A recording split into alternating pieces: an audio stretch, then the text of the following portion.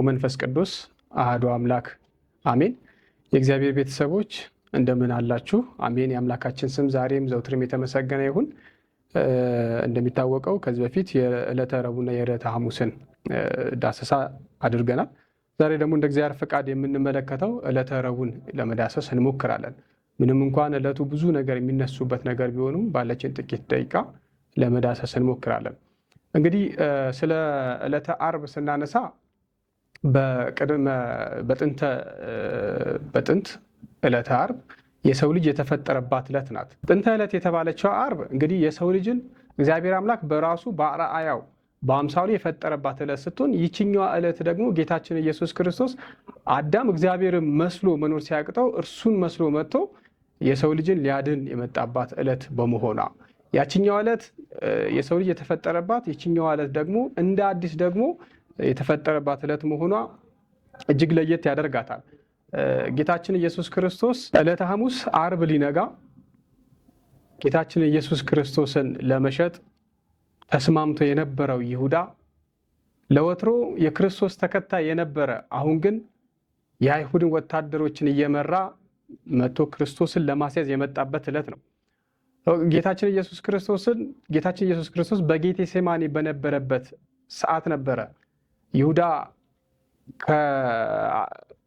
ከአይሁዳውያን ጋር በመስማማት ከሊቃነ ካህናት ከሽማግሌዎችና ከጸሐፍት ፈሪሳውያን ጋር ተስማምቶ አምላኩን ለመሸጥ ወስኖ እየመራ ወደ እነሱን የመጣው የክርስቶስ ተከታይ ሆኖ ሳለ እርሱ ግን ዛሬ የጦር መሪ ሆኖ ተገኘ።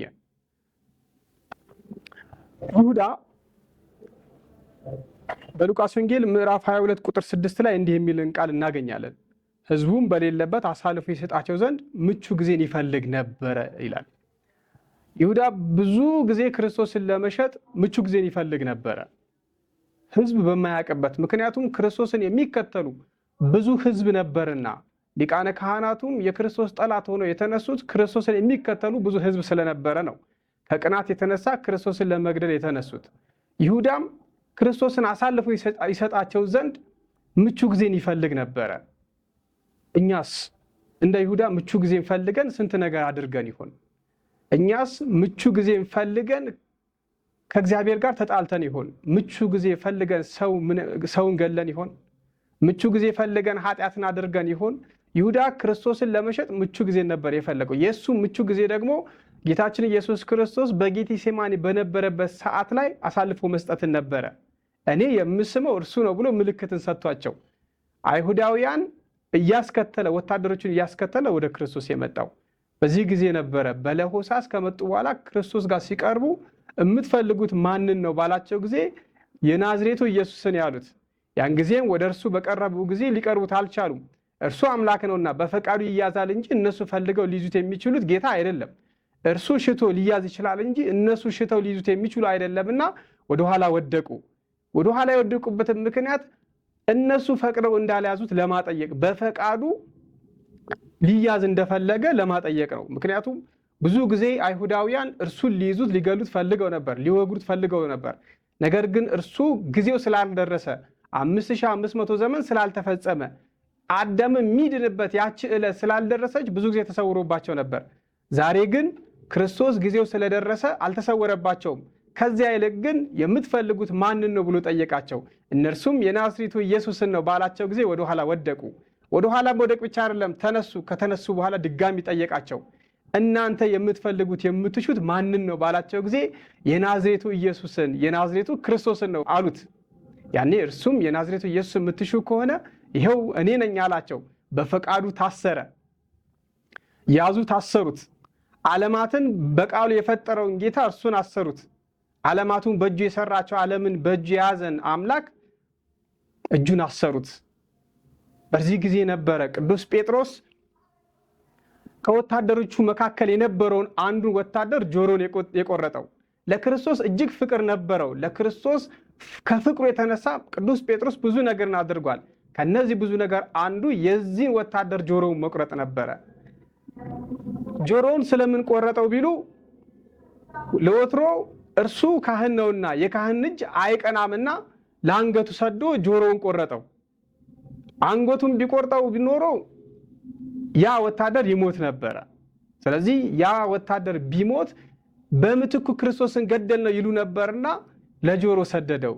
አንድም ልምድ ስላልነበረው ለአንገቱ ያለውን ጆሮውን ቆረጠው። በአይሁዳውያን ሕግ መሰረት አንድ ሎሌ ለ6 ዓመት ካገለገለ በኋላ እንጀራው ተመችቶኛል፣ ወጡ ጣፍቶኛል፣ የንጉሱም ደግሞ ባህሪ ተስማምቶኛል ብሎ ካለ ጆሮን ይተለትላል፣ ለዘለዓለምም የእርሱ ባሪያ ሆኖ ይኖራልና እንዲያ እንዲሆን ስላልፈለገ ክርስቶስ አዲስ ጆሮን ገጠመለት። የነበረውን ጆሮ አልነበረም ፈልጎ ከምድር ላይ የገጠመለት አዲሱን ጆሮ ገጠመለት። በእውነት ያ ጆሮ ምን ያደርግለታል? የመጀመሪያው ጆሮ አዲስ ጆሮ ያስፈልገው ነበርና አዲስ ጆሮ ገጠመለት። ዛሬ እኛ ክፋትን የሰማንበት፣ መጥፎ ነገሮችን የሰማንበት፣ ክፉ ነገሮችን ያዳመጥንበት ይህ ጆሮአችን ምን ያደርግልናል? እግዚአብሔርን የምናዳምጥበት መልካም ጆሮ እርሱ ሊሰጠን ይገባል። ያንን ጆሮ ሲከትልን፣ ያንን ጆሮ ሲያደርግልን እግዚአብሔርን ወደ መስማት እርሱን ወደ ማድመጥ እንሻገራለንና በእውነት እግዚአብሔር አምላክ አዲሱን ጆሮ ይግጠምልን።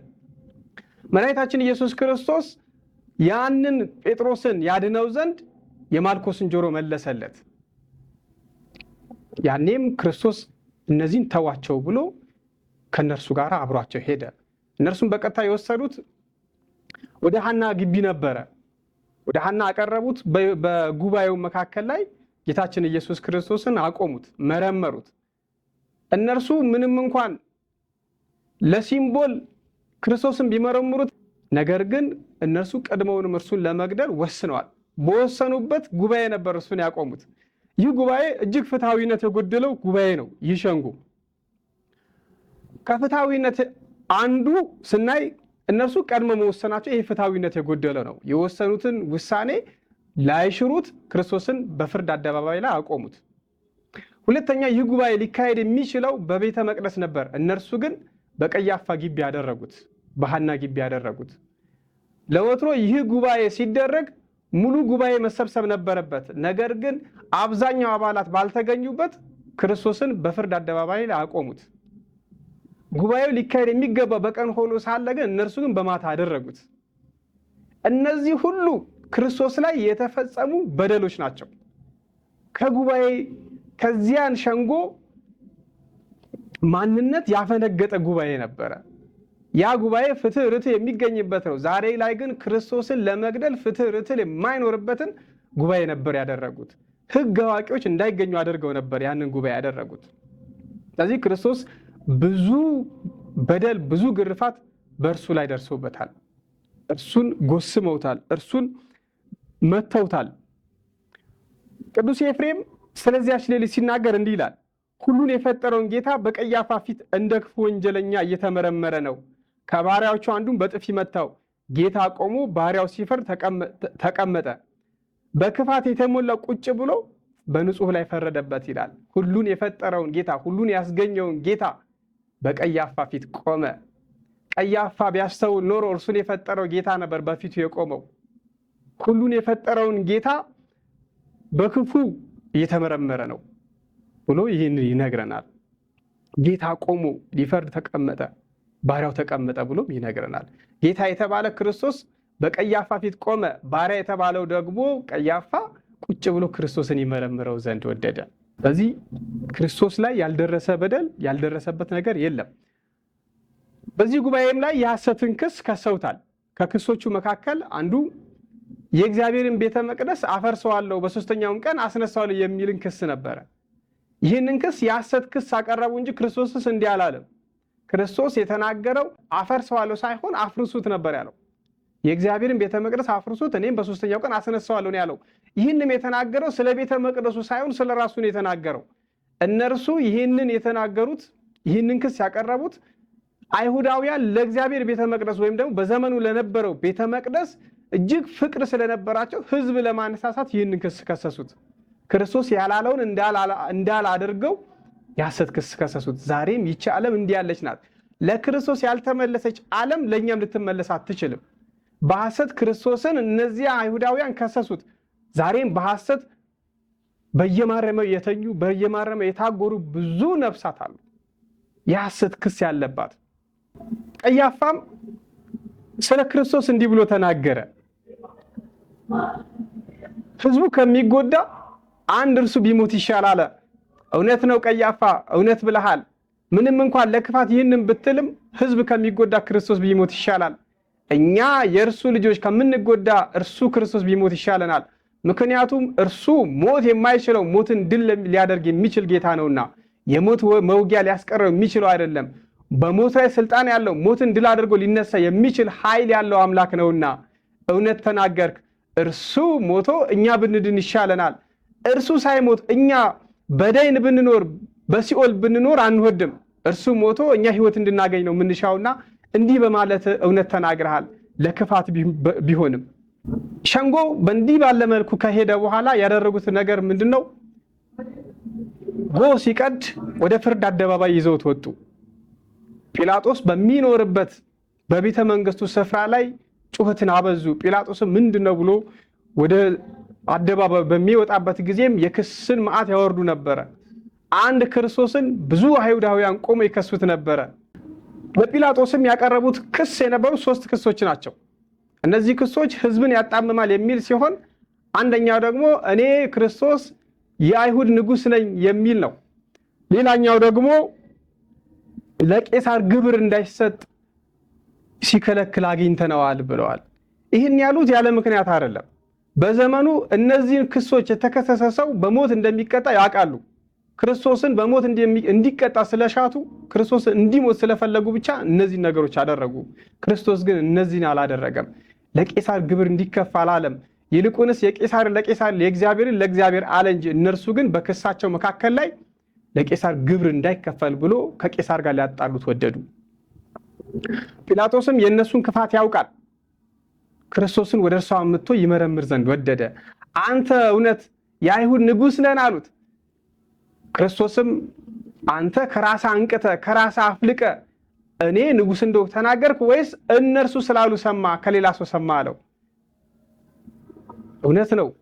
ክርስቶስ ከራሱ አንቅቶ ጲላጦስ ቢናገር ኖሮ እርሱስ ንጉሥ ነው።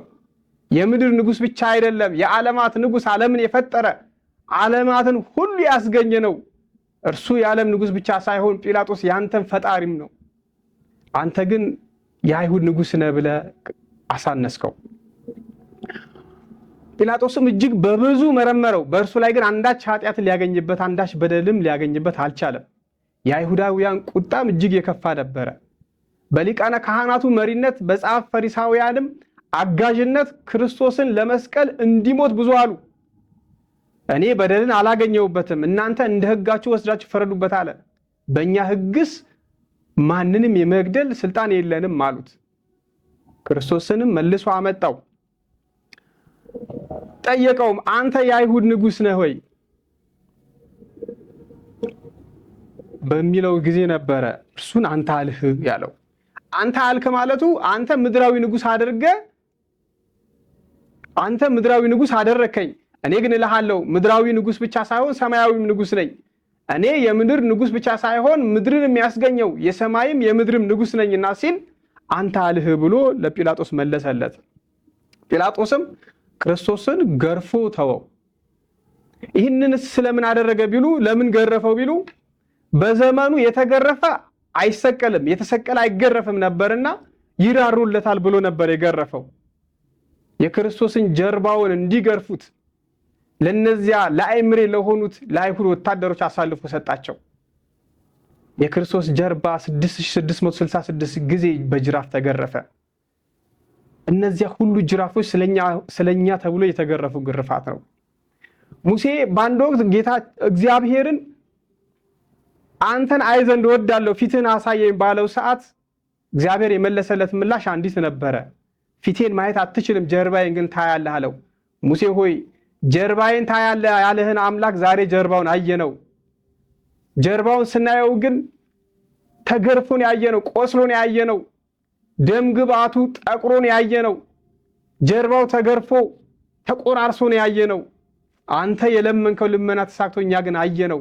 ያየነው ግን በሐዘን ውስጥ ሆነን ነው። ያየነው ልባችን ቆስሎ ነው። ክርስቶስ ለኛ ሲል ሲገረፍ ነው ያየነው። 6666 ጊዜ ክርስቶስ ተገረፈ። የተገረፈውንስ ግርፋት እኛ ቆጠር ነው። ግን ህማሙን ስለኛ ያደረገውን ህማም ግን እንዴት አድርገን እንቁጠረው? ክርስቶስ ለኛ የከፈለው መስዋዕትነት እንዴት አድርገን እንቁጠረው? ይህን ሁሉ ያደረገው ስለኛ ሲል ነው። እርሱ በደል ሳይኖርበት ስለኛ በደል እርሱ ተገረፈ። እኛ መገረፍ የነበረብንን ግርፋት እርሱ ተገረፈ። የቤተክርስቲያን ታሪክ ጸሐፊ የሆነው አውሳቢዮ ዘቂሳራ የተባለው ሊቅ እንዲህ ይላል። ስለ ክርስቶስ ስለተገረፈበት ጅራፍ ሲያነሳ ክርስቶስ የተገረፈበት ጅራፍ እንደ ኳስ ያሉ ክብ ነገሮች ያሉት እንዲሁም ደግሞ ሹል የሆኑ አጥንት መሰል ነገሮች ያሉት ነው ይላል። ጀርባው ላይ ባረፈ ጊዜ ብቻ ሳይሆን ከጀርባውም ሲነሳ ስጋውን እየነጨ ደም ስሩን ደግሞ እየበጣጠሰ የሚነሳ ስለነበረ ሕማሙ ሲያርፍ ብቻ አልነበረም የነበረው፣ ከስጋውም ላይ ሲነሳም ስጋውን እየነጨ ደም ስሩን እየበጣጠሰ ይነሳ ነበርና ሕመሙ እጅግ ከፍተኛ ነበር። ይህን ሁሉ ሕማም ግን የተሸከመው ስለኛ ሲል ነው። ገርፎ ለነሱ ሰጣቸው። እነርሱም ይህንን የተገረፈውን ክርስቶስን የሾህ አክሊልን አደረጉለት።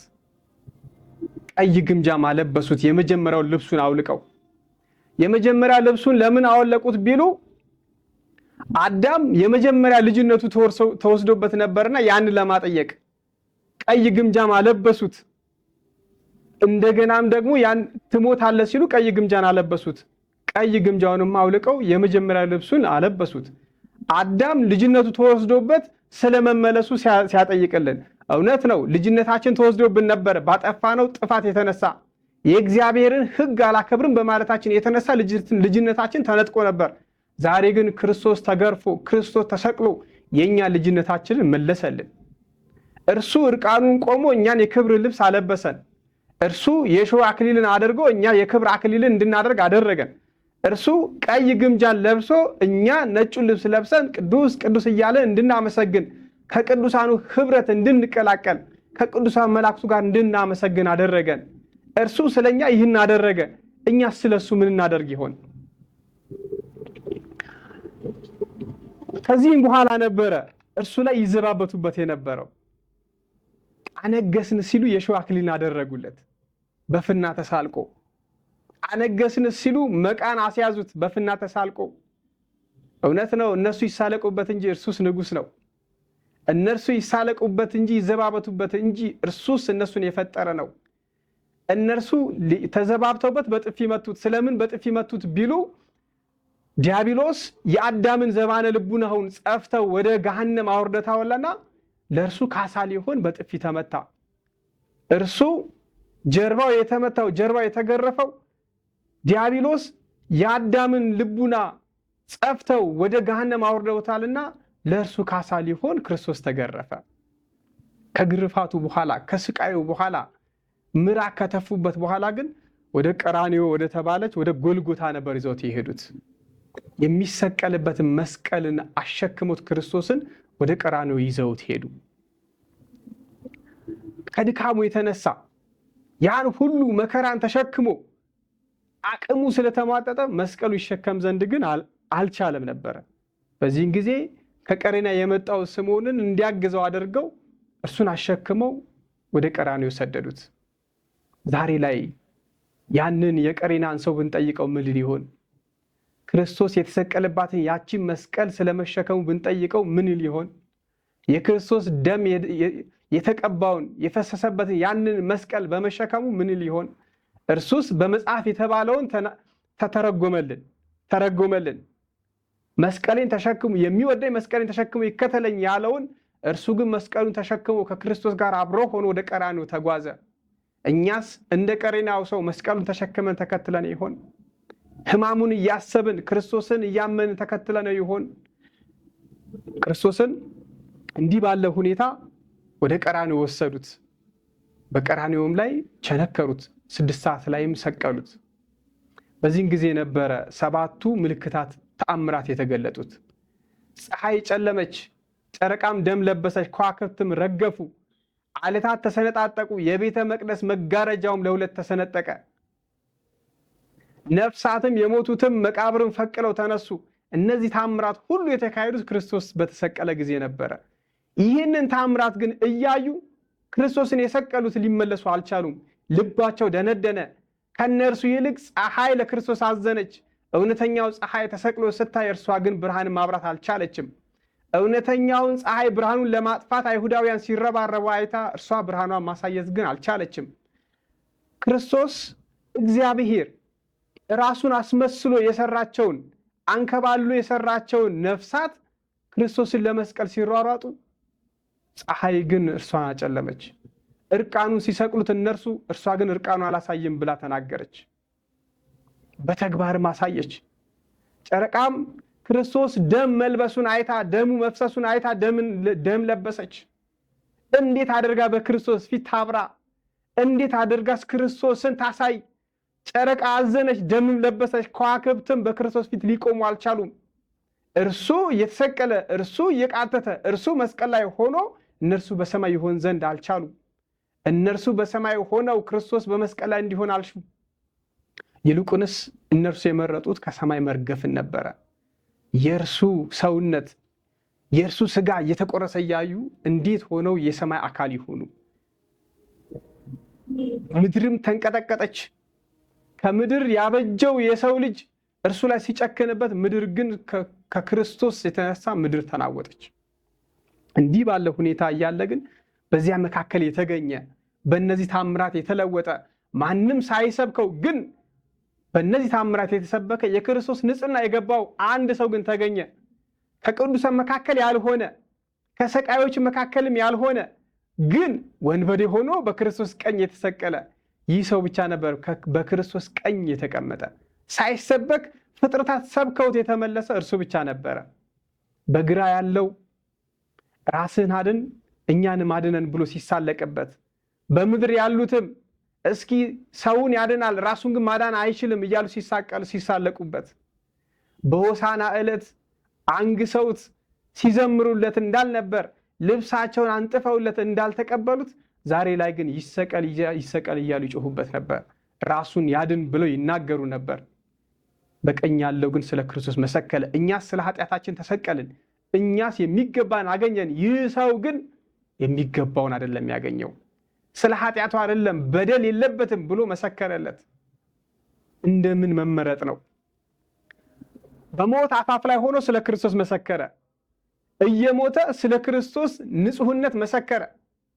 እኛ በሕይወት ኖረን አንዳች ክፋት ሳይደርስብን ስለ ክርስቶስ መመስከር አቅቶናል። እርሱ ግን እየቃተተ ወደ ሞት እየሄደ ግን ስለ ክርስቶስ መሰከረ። ክርስቶስም አላሳፈረውም። ዛሬ በገነት ከእኔ ጋር ትኖራለህ የሚልን ቃልን ነበር የሰጠው። በ9 ሰዓትም ጌታችን ኢየሱስ ክርስቶስ ነፍሱን በፈቃዱ ለየ። ክርስቶስ የማይቀሩ የሚባሉትን 7 ቃላትን ተናግሯል። እነዚህን ቃላትን እንነጋገርባቸውና ትምህርታችንን እናጠናቅቃለን። ከ7ቱ ቃላት መካከል አንዱ አምላኬ አምላኬ ለምን ተውኸኝ የሚል ነው። ክርስቶስ ይህንን በአዳም ተገብቶ አምላኬ አምላኬ ለምን ተውከኝ አለ። አንድም ፍጹም የሆነ የሰውን ስጋ መልበሱን ለማጠየቅ አምላኬ አምላኬ ለምን ተውከኝ አለ። አንድም ለአቅርቦተ ሰይጣን አምላኬ አምላኬ ለምን ተውከኝ አለ እንጂ እርሱስ አምላክ ነው። ከአብ ጋር የነበረ ዓለማትን ሁሉ የፈጠረ አብ በነበረበት ዘመን ሁሉ ያለ መንፈስ ቅዱስን በነበረበት ዘመን ሁሉ ያለ አብ ያደረገውን ሁሉ ሊያደርግ የሚችል ሁሉ በእርሱ የሆነ ሁሉ ደግሞ ከእርሱ የሆነ ነውና፣ ነገር ግን በዚህ ዕለት ግን ስለኛ ብሎ አምላኬ አምላኬ ለምን ተውከኝ አለ። አንድም በመከራችን ሰዓት በጭንቀታችን ሰዓት ወደ እግዚአብሔር እንድናንጋጥጥ ወደ አምላካችን እንድናንጋጥጥ በኃይላችን በጉልበታችን ልንድን የማንችለው እኛ ወደ እግዚአብሔር አምላኬ አምላኬ አትተወኝ ብለን እንድንል፣ አንድም ለ5500 ዘመን በሲኦል ሆኖ አምላኬ ለምን ተውከኝ ሲል የነበረው የአዳምን ጩኸት ጌታችን ኢየሱስ ክርስቶስ ጮኸለት። ሁለተኛ አባት ሆይ የሚያደርጉትን አያውቁምና ይቅር በላቸው አለ። ለሚወጉት ለመነላቸው፣ ለሚያሰቃዩት ራራላቸው። እኛ ከክርስቶስ በዚህ ዕለት አንዱ የምንማረው ይቅር ማድረግን ነው። ማንም ቢበድለን ክርስቶስ እንደተበደለ ያህል የተበደለ በዚህ ዓለም የለም። ለበደሉን ይቅር እንድንል ክርስቶስ አባት ሆይ የሚያደርጉትን አያውቁምና ይቅር በላቸው ብሎ ስለ እነርሱ ለመነ። ሶስተኛው ዛሬ በገነት ከኔ ጋር ትኖራለህ የሚልን የተስፋን ቃል ሰጠው። አራተኛው አባት ሆይ ነፍሴን በእጅህ አደራ እሰጣለሁ የሚል ነው። አምስተኛ ደግሞ እነሆ ልጅሽ እነኋት እናትህ ብሎ በመስቀል ላይ ሆኖ አንዲት ቃል ማውጣት ቢኖርበት ይህንን ቃል የተናገረው። 33 ዓመት አብራው የነበረችውን እናቱን ለዮሐንስ እናት ትሆነው ዘንድ ሰጣት። ለእርሱም እናቱ ትሆን ዘንድ ለእርሷም ደግሞ ልጇ ይሆን ዘንድ እነኋት እናትህ እነሆ ልጅሽ ብሎ ሰጣት። በዮሐንስ አማካኝነት የእኛም እናታችን ሆናለች። ድንቅ እናት የእኛ እናት ሆነች። የክርስቶስ እናቱ የእኛም እናት ሆነች። ክርስቶስን በስጋ ወለደችው። እኛ ግን በክርስቶስ አማካኝነት የእርሷ ልጅ ሆንን። የድንግል ማርያም ልጅ ከመሆን በላይ ምን መታደል አለ? የድንግል ማርያም ልጅ ከመሆን በላይ ምን መመረጥ አለ? እግዚአብሔር ለሚወዳቸው ስጦታን ይሰጣል። እግዚአብሔር እኛን ስለሚወደን ነፍሱን ሰጠን። ከነፍሱ በላይ የሚሆን ስጦታ በዚህ ምድር የለምና እኛን ስለሚወደን አንዲት በምድር የነበረችውን ስጦታ ድንግል ማርያምን ለእኛ አሳልፎ ሰጠን። ስለዚህ ድንግል ማርያም የእኛ እናታችን ናት። ስድስተኛው ተጠማው የሚልን ቃል ነበር ጌታ ክርስቶስ የተናገረው። ተጠማው ሲል ከነዛ ወታደሮች መካከል የነበረው አንዱ በሰፍነግ ሐሞትን ወደ ክርስቶስ አመጣና አጠጣው። ክርስቶስም ተጎነጨው እንጂ አልጠጣውም፣ ተፋው። የተጠማውስ ክርስቶስ ውሃን አልነበረም፣ የተጠማው የእኛን ፍቅር ነበር። የተጠማው ውሃን አልነበረም፣ የተጠማውስ የእኛን ማንነት ነበረ። የተጠማው እኛን ነበረ። ክርስቶስ እኛን ስለተጠማ ነው እዚህ ድረስ የመጣው። እኛን ክርስቶስ ፈጥሮን፣ እግዚአብሔር ፈጥሮን፣ እንደ ራሱ አድርጎ ፈጥሮን እርሱም መሆን ሲያቅተን እኛን መስሎ የመጣው የእኛን ፍቅር ስለተጠማ ነው። ተጠማው አለ። ያንን ግን አልጠጣውም። ሞትን እንትፍ ብሎ ተፋው። ከኛ ያርቅ ዘንድ፣ ሞት ከኛ ይርቅ ዘንድ፣ ሞትን ይገል ዘንድ ክርስቶስ ተጠማው አለ። የመጨረሻው ሁሉ ነገር እንደተጠናቀቀ አውቆ አዳምም የሚድንበት ጊዜ እንደደረሰ አውቆ ክርስቶስ ተፈጸመ አለ። እውነት ነው። 5500 ዘመን በሰይጣን ባርነት ስንቀጠቀጥ የነበረውን እኛ የምንድንበት ጊዜ ተፈጸመ። ይሄ የተፈጸመው ደግሞ በክርስቶስ ደም፣ በክርስቶስ ቤዛነት የሆነ ነው። ስለዚህ እኛ ክርስቶስ በዚህን ቀን በመሰቀሉ ፈውስን አግኝተናል። ትንቢተ ኢሳይያስ ምዕራፍ 53 ላይ እንደሚለን በእርሱ ቁስል እኛ ተፈወስን፣ እርሱ ቆስሎ እኛ ዳንን፣ እርሱ ተወግቶ እኛ ዳንን፣ እርሱ ወደ ሲኦል ገብቶ እኛ ወደ ገነት እንድንገባ አደረገን። እንዲሁም ክርስቶስ በመሰቀሉ ሰላምን አግኝተናል። ዮሐንስ ወንጌል ምዕራፍ 14 ላይ እንደሚለን ሰላሜን እተውላችኋለሁ፣ ሰላሜን እሰጣችኋለሁ፣ እኔ የምሰጣችሁ ሰላም ዓለም እንደሚሰጣችሁ ያለ ሰላም አይደለም አለ። እውነት ነው። ዓለም የምትሰጠን ሰላም ጊዜያዊ የሆነ ሰላምን ነው። ለጊዜያዊ ሰላም ልናገኝ እንችላለን፣ ግን ዘላለማዊ ሰላምን ሊሰጠን የሚችል እግዚአብሔርና እግዚአብሔር ብቻ ነው። ዘላለማዊ ሰላምን የሰጠን እርሱ ነው። 5500 ዘመን ሰላምን አጥተን ስንኖር የነበርነውን እኛን ያዳነን እርሱ ነው። ሰላምን ያስገኘልን እርሱ ነው። በእውነት ከዚህ ጌታ መለየት ሰላምን ያሳጣል። ከዚህ ጌታ መኖር ነው ሰላምን የሚያስገኘው። ሌላው በእርሱ አማካኝነት ሕይወትን አግኝተናል። አንደኛ ቆሮንቶስ ምዕራፍ 22 ላይ እንደሚነግረን በአንዱ አዳም ምክንያት ሞት ወደ ዓለም መጣ፣ በአንዱ ክርስቶስ አማካኝነት ደግሞ ሕይወትን አገኘን ይለናል። ስለዚህ ሕይወትን ያገኘነው በክርስቶስ አማካኝነት ነው። በዚህ ቀን ሰላምን አግኝተናል፣ ፈውስን አግኝተናል፣ እንዲሁም በእርሱ ቁስል ተፈውሰናል። ይህን ያደረገልን ደግሞ መድኃኒታችን ኢየሱስ ክርስቶስ ነው። ክብር ይግባው። ወስብሐት ለእግዚአብሔር ወለወላዲቱ ድንግል ወለመስቀሉ ክቡር። ይቆየን።